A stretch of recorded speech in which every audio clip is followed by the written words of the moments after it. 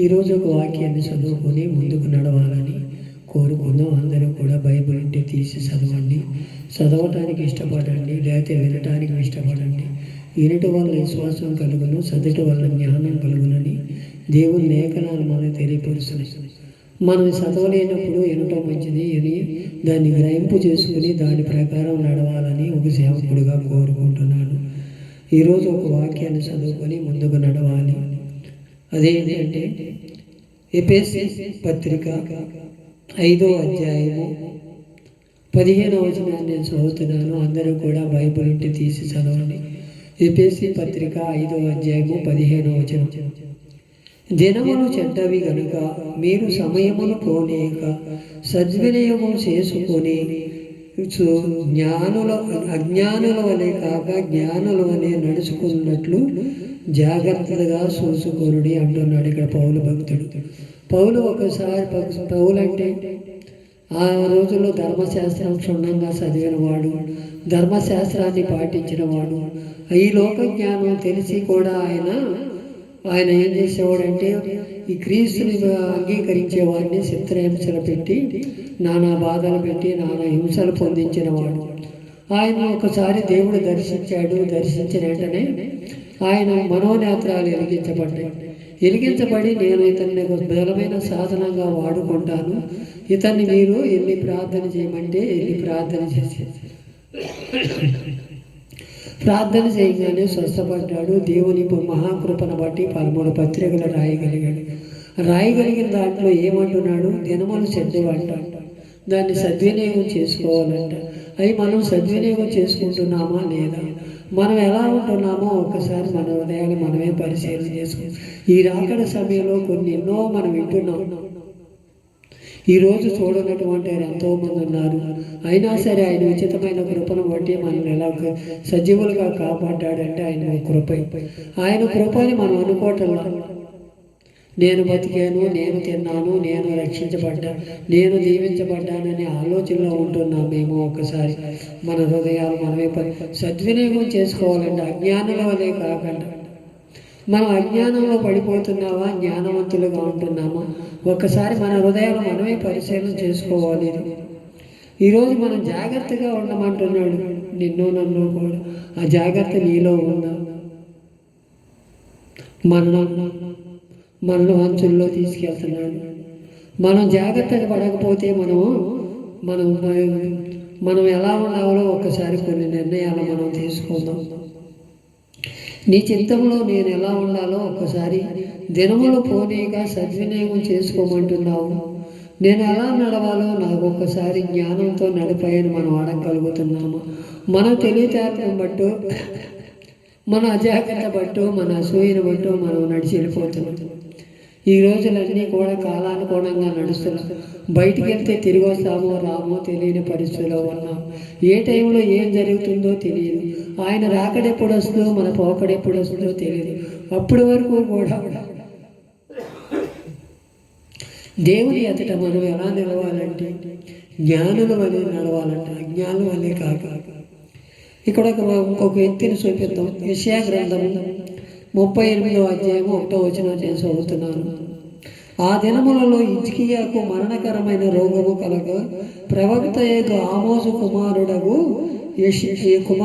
యెషయా అతని వద్దకు వచ్చి, నీవు మరణమవుతున్నావు, బ్రతకు కనుక నీవు నీ ఇల్లు చక్కబెట్టుకోమని యెహోవా సెలవిస్తున్నాడని చెప్పగా, అతడు తన ముఖమును గోడ తట్టు తిప్పుకొని, యెహోవా యథార్థ హృదయుడు గని సత్యంలో నీ సన్నిధి నేను ఎట్లా నడుచుకుంటేనో, నీ దృష్టికి అనుకూలంగా సమస్తం నేను ఎట్లా జరిగించదునో నన్ను నీ కృపతో జ్ఞాపకం చేసుకోమని కన్నీళ్లు విడిచొచ్చు యెహోవాకు ప్రార్థించగా. హిజ్కియా అంటే ఒక రాజు, మహారాజు అయ్యుండి ఆయన కన్నీళ్లు విడిచొచ్చు ప్రార్థన చేస్తున్నాడంటే ఇందుమూలన ఆయన చేసే కార్యాలన్నీ కూడా నేను రాజునైపోయాను, నేను చెప్పిందే వేదమని కొన్ని తప్పులు చేస్తున్నాడు. దావీదు వలె చేయలే. దావీదు ఎలా పరిపాలించాడో అలా చేయలే. సొలొమోను ఎలా పరిపాలించాడో అలా చేయలే. ఈయన చేసిందల్లా ఆయన స్వశక్తిగా కొన్ని నిర్ణయాలు చేసుకున్నాడు. పౌలు కూడా అదే పరిస్థితి. పౌలు కూడా మొదటి రాజుగా అంగీకరించాడు. అంగీకరించిన కాడి నుంచి ఆయన ఏదో ఉన్నతమైన స్థానంలో నిలబెట్టాలని గాడిదలు పోతే వాటిని ఎదుతాగిలినప్పుడు రాజుగా అభిషేకించాడు. ఆ కృతజ్ఞతను నిలబెట్టుకోలేకపోయాడు. ఆ కృతజ్ఞతను నిలబెట్టుకోలేకపోవటమే కాక సేవకులు ఒక్కోసారి బలిపీఠంకి వెళ్ళి బలిపీఠం మీద కూడా సేవకులు హింసించాడు. ఆయనకు చెబుతామని వచ్చిన ఆయన కూడా పట్టుకొని లాగితే దుప్పటి చెరిగింది. అలా మనం ఉండకూడదని దేవుని సేవకులు ఏదన్నా హెచ్చరిక మాటలు చెబుతుంటే దాన్ని అంగీకరించి ఆ మాటల ప్రకారం నడవాలని కోరుకోవాలి. మనం అలా ఇంటల్లా వీళ్ళు అట్టాయి చెప్తారులే, వీళ్ళు తిండి కోసం వస్తున్నారులే, వీళ్ళకి ఎక్కడ జరుగుబాటు లేక వస్తున్నారులే, వీళ్ళ మాటలు మనం తోసేద్దాములని కొన్ని నిర్ణయాలు తీసుకుంటే మన జీవితాలు కూడా ఇలా అయిపోతాయని, ఆ రాకడెప్పుడు వస్తుందో మన పోకడెప్పుడు వస్తుంది సమయమును పోనీక సద్వినియోగం చేసుకొని ఆ రాకడ సమయంలోనైనా మనం ఆయనతో మనం అంటూ కట్టబడి ఆయన రాజ్యానికి మన వారసులు, ఆయన నమ్మిన వారు రక్షించబడను, నమ్మని వాడు శిక్షించబడను అని అలా లేఖనాలు తెలియపరుస్తున్నాయి. అలా ఆయన్ని నమ్మాలంటే సూచన నమ్మిన వారి కన్నా చూడక నమ్మిన వారు ధన్యులని లేఖనాలు తెలియపరుస్తున్నాయి. ఆయన గోడ తట్టు మొహం తిప్పుకొని అయ్యా నేను ఈ తప్పు చేశాను నన్ను క్షమించమని ప్రార్థన చేసుకోగలిగాడు. ప్రార్థన చేసుకోగలగానే 15 సంవత్సరాల ఆయుష్ పొడిగించాడు. నీకు నాకు కూడా అలా చేయాలి.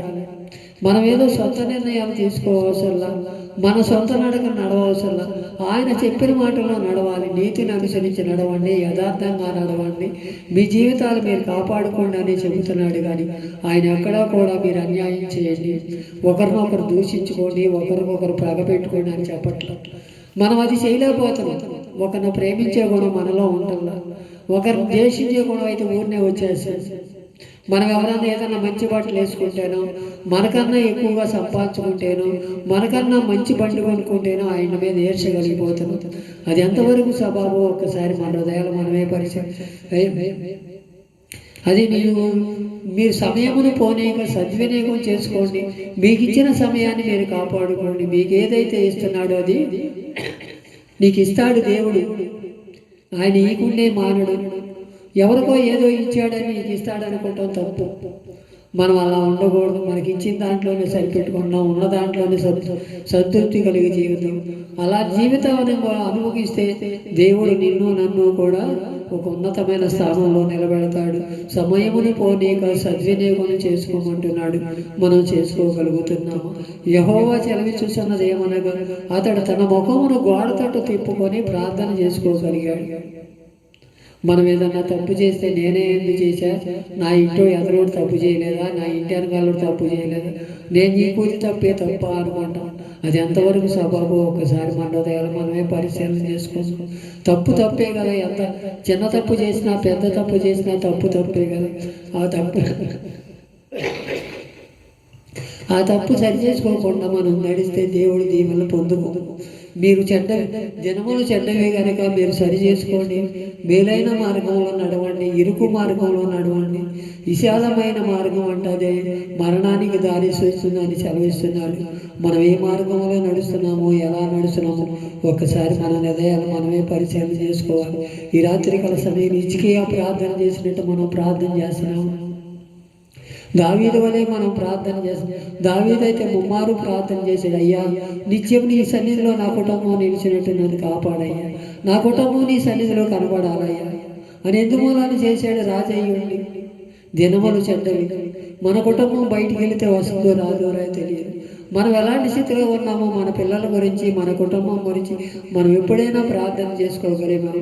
నేను బతికితే చాలు, నేను జీవిస్తే చాలు, నేను నేను నేను అనే ఊరేగుతున్నామే తప్ప మన కుటుంబాన్ని ఏ రోజునన్నా పట్టించుకోగలిగాము.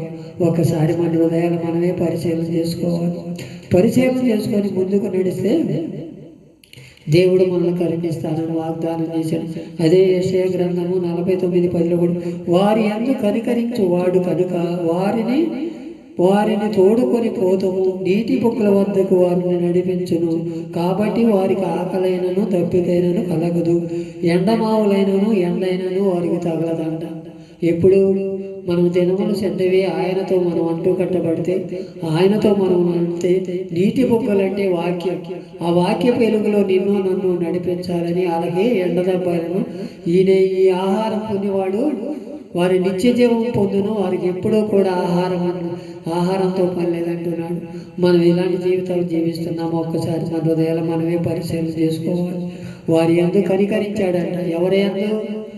దినములు చెడ్డవి సరి చేసుకోండి, మీ హృదయాలు మీరే బాగు చేసుకోండి. హిజ్కియా వలె మీరు తప్పు చేయక, పౌలు వలె తప్పు చేయక నీ సన్నిధిలో నిలబడ్డామయ్యా. అయ్యా, ఇప్పుడు వరకు మేము సౌలు వలె నడిచామేమో, హిజ్కియా వలె నడిచామేమో, ఇప్పుడు వరకు మేము ఎలా నడిచామో ఒక్కసారి మన హృదయాలు పరిశీలన చేసేవయ్యా. మేము ఏ మార్గం నడవాలో నువ్వు నడిపించే మార్గాన్ని బట్టి వందనాలి. దినములు చెడ్డవి, సమయమును పోనీక సద్వినియోగం చేసుకోమంటున్నాం. ఇప్పుడు వరకు సద్వినియోగం చేసుకోలేదేమో. 2026 కూడా వచ్చేసేసి అయినా సరే మాలో మార్పు కలగలేదేమో. ఆ మార్పును కలిగించయ్యా. నమ్మి బాప్తిసం పొందినవాడు రక్షించబడినట్టున్నాడు, నమ్మనవాడు శిక్షించబడినట్టున్నాడు. నీతో మేము అంటుకట్టబడాలండి, నీ రక్తమాంసాలను మేము పాల్గొనాలండి. ఇలాంటి స్థితులు మేమందరినీ సిద్ధపరుచయ్యా. మా కుటుంబాన్ని రక్షణలోకి నడిపించయ్యా. మా కుటుంబాన్ని తీర్చిదిద్దుతున్నందుకు వందనాలయ్యా. అయ్యా, మాలో అయోగ్యత లేదేమో, అయోగ్యత కనబరుసయ్యా. సద్మయమును పోనీక సద్వినియోగం చేసే కృపను నా కుటుంబానికి దయచేయమని ఎవరైనా తీర్మానం చేసుకొని ప్రార్థన చేయగలిగితే ఈ రాత్రికాల సమయంలో సరైన తీర్మానం చేసుకొని మన కుటుంబాన్ని ఉన్నతమైన స్థానంలో నిలబెట్టుకుందాం. మన కుటుంబాన్ని జయ జీవితం అనుగ్రహిద్దాం. దేవుని మాటలు నడిచి సమయమును పోనీక సద్వినియోగం చేసుకొని ఆయనకు కృపకు పాత్రలవుదాం. ఇట్టి మాటలు దేవుడి వెనుకడిలో దీవించి ఆశీర్వదించును గాక.